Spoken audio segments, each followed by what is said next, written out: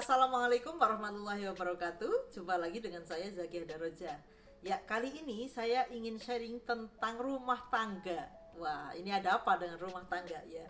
Rumah tangga itu bisa menjadi surga, tetapi juga bisa menjadi neraka. Jadi, apa kabar rumah tangga teman-teman? Apakah terasa seperti surga atau terasa seperti neraka? Iya, bukan berarti saya dan suami saya orang yang sudah mampu membuat rumah tangga kami seperti surga selalu gitu ya. Bukan. Kami pun sangat berterima kasih ya kepada Allah Subhanahu wa taala yang mempertemukan kami sehingga kami bisa berproses bersama-sama, sehingga kami akhirnya bisa mencecap sedikit rasa surga yang namanya rumah tangga. Ya, kami sudah 10 tahun menikah, dan dulu awal-awal kami menikah, wah itu benar-benar seperti neraka gitu ya. Bukan berarti kami tuh sering hantam-hantaman, baku hantam, marah-marahan, lempar piring gitu. Bukan sebenarnya. Kami bukan tipe orang yang seperti itu. Mungkin secara dari luar ya, saudara saya, teman-teman saya itu melihat kami baik-baik saja. Kami tidak pernah bertengkar, kami tidak pernah menjelekkan satu sama lain. Kami baik-baik saja di luar ya, tampaknya di luar baik-baik saja. Kami juga tidak pernah mengeluhkan kondisi rumah tangga kami kepada orang tua kami ya, kepada saudara kami, kepada teman-teman kami. Itu kami nggak mengeluhkan. Jadi seolah-olah memang rumah tangga kita dari awal baik-baik saja. Tetapi kami ya, saya sebagai istri dan suami sebagai suami yang merasakan sejatinya apa yang terjadi di dalam rumah kami. Itu kan kami yang merasakan. Nah, bukan karena kami sering marah-marahan atau lempar piring dan sebagainya, bukan. Tetapi sedikit saja luka ya, itu tuh sudah rasanya seperti neraka. Iya enggak? Karena orang yang paling mampu menyakiti kita adalah orang yang mencintai kita atau orang yang kita cintai. Disitulah letak luka yang paling dalam itu bisa terjadi. Mungkin suami saya hanya besengut, bahasa Indonesianya besengut itu cemberut gitu ya. Bagi saya itu sudah sangat melukai, luka yang dalam gitu ya. Atau mungkin bagi suami saya itu ngomel gitu misalnya, ngomel bla bla bla gitu misalnya. Ngomel sendiri, bukan marah-marah gitu. Itu buat dia itu udah sangat menyebalkan dan sudah sangat menyakitkan gitu. Nah, itu hanya hal sepele ya. Segala sesuatu yang itu datang dari orang yang kita cintai atau kita orang yang mencintai kita, tetapi itu yang negatif, itu rasa sakitnya itu udah beribu-ribu kali orang lain. Iya kan? Mungkin teman-teman yang sudah menikah bisa merasakan apa yang saya katakan ini.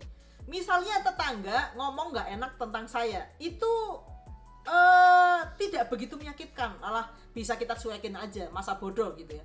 Tetapi kalau suami kita sendiri yang melukai saya misalnya, itu tuh nggak sembuh-sembuh, lukanya tuh bisa berhari-hari, sulit untuk disembuhkan gitu.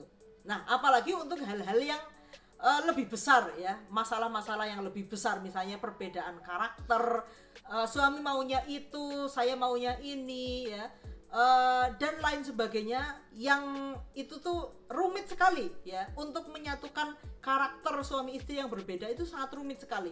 Nah, ketika itu dibiarkan saja, tidak ada yang mau bertumbuh, baik suami maupun istri sama-sama kekeh dengan egonya, sama-sama kekeh dengan maunya dia, sama-sama kekeh maunya dimengerti tetapi tidak mau mengerti, itu rumah tangga itu akan selamanya menjadi neraka.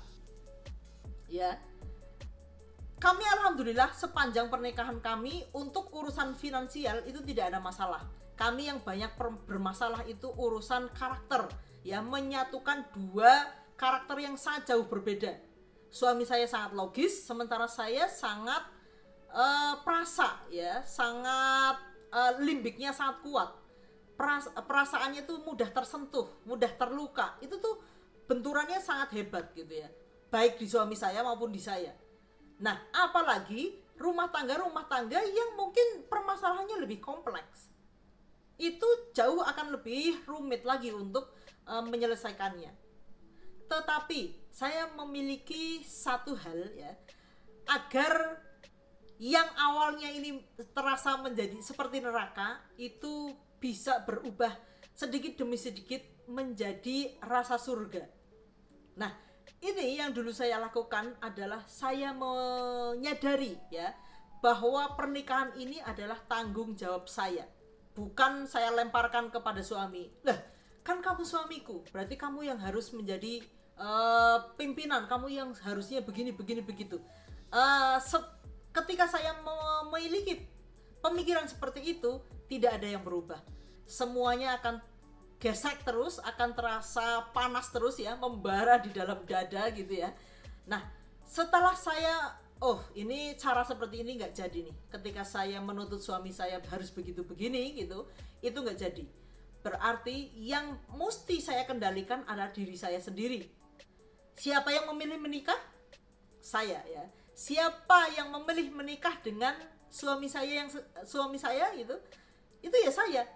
Berarti yang bertanggung jawab atas rumah tangga saya ya saya. Ya.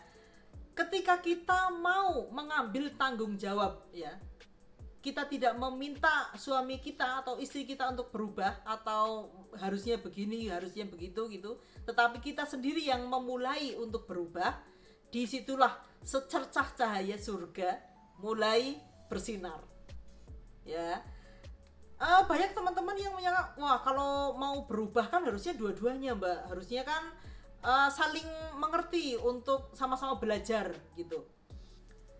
Kalau menurut saya, ketika kita berprinsip seperti itu, kita tidak akan ada yang berubah. Tetapi ketika kita mengambil tanggung jawab kita ya, mengambil tanggung jawab saya sendiri, itu justru yang akan mengubah pasangan kita. Ya, untuk segala sesuatu perubahan yang kita inginkan, kita dulu yang harus memulai berubah. Kalau kata guru saya ya, Ibu Septi Penny ya, for things to change, I must change first. Ya, kita yang harus berubah lebih dahulu. Nah, dan itu ternyata memang sangat efektif.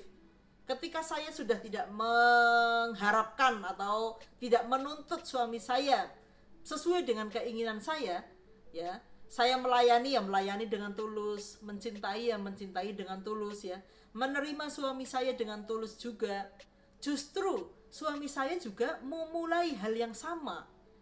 Beliau memulai mencintai saya dengan tulus, mulai menerima saya dengan tulus, mulai memberikan pelayanan-pelayanan yang selama ini saya harapkan, tapi dulu nggak dilakukan. Nah, ketika saya melakukan dulu, beliau akhirnya tanpa saya harus menasehati begini begitu, beliau sendiri yang berubah sendiri. Saya sering sekali menceritakan ya bahwa pasangan kita itu adalah cerminan kita ya. Ketika kita nggak suka dengan suami kita gitu ya, ada sifat atau karakter atau mungkin perbuatan dan sebagainya yang kita nggak suka, sebenarnya itu mencerminkan oh berarti itu masih ada di dalam diri kita yang menolak itu ya, sehingga kita bercermin. Ketika kita melihat diri saya sendiri saja kan kita butuh cermin tuh. Ketika kita memiliki pasangan itu kita nggak butuh cerminnya ya di pasangan kita itu, dan kita bisa melihat bagaimana sih diri kita ya dari perilaku atau dari bagaimana pasangan kita memperlakukan kita. Dan satu hal lagi, bagaimana kita bisa menerima atau mencintai pasangan kita dengan tulus. Yang pertama terutama ya, kita menerima dan mencintai diri kita dulu, baru kita bisa menerima pasangan kita. Karena penerimaan kita atas pasangan kita itu sebanding dengan penerimaan kita atas diri kita sendiri.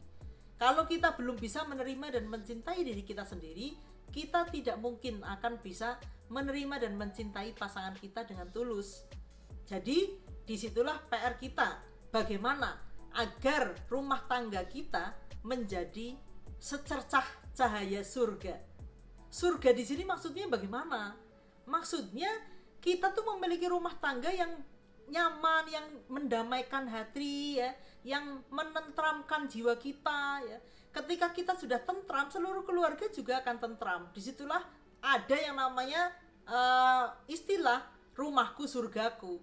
Nah, kalau salah satu di antara penghuni rumah aja sudah kemerungsung ya, hawanya pengen marah-marah ya, hawanya selalu mengeluh dan sebagainya, gimana rumah akan menjadi surga? Kita dulu ya, di dalam batin kita dulu yang kita beresin ya, nanti pasangan kita juga akan ngikutin, dan seluruh rumah isi di dalam rumah akan menjadi surga, yaitu tempat kita itu memang menenteramkan diri kita dan seluruh anggota keluarga kita. Yang mudah-mudahan Allah Subhanahu wa Ta'ala membimbing dan menuntun kita gitu ya, agar kita sama-sama untuk bisa bertumbuh terus dan kita bisa istiqomah untuk memiliki hubungan yang harmonis dengan pasangan kita, sehingga kita bisa menciptakan surga yang awet gitu sampai nanti kita meninggal dunia. Mudah-mudahan, amin ya rabbal alamin. Untuk teman-teman yang saat ini sedang memiliki problematika rumah tangga gitu ya, mudah-mudahan dengan mendengarkan video ini teman-teman tergugah gitu ya untuk memulai perubahan dari diri kita sendiri. Jangan terlalu mengharapkan orang lain berubah. Pasangan kita pun kan orang lain. Ketika kita selalu mengharapkan pasangan kita yang berubah dulu, itu nanti kita yang akan terus tersiksa. Dimulai saja dari kita dulu. Apa yang bisa kita lakukan, lakukan saja. Sekecil apapun. Ya, mudah-mudahan itu menjadi doa ya yang membukakan langit ya, sehingga Allah memberikan hidayah kepada seisi rumah kita ya, sehingga kita sama-sama mau bertumbuh dan mampu ya membentuk rumah tangga yang serasa surga. Mungkin demikian dulu apa yang bisa saya sharingkan. Terima kasih atas perhatian Anda. Wassalamualaikum warahmatullahi wabarakatuh.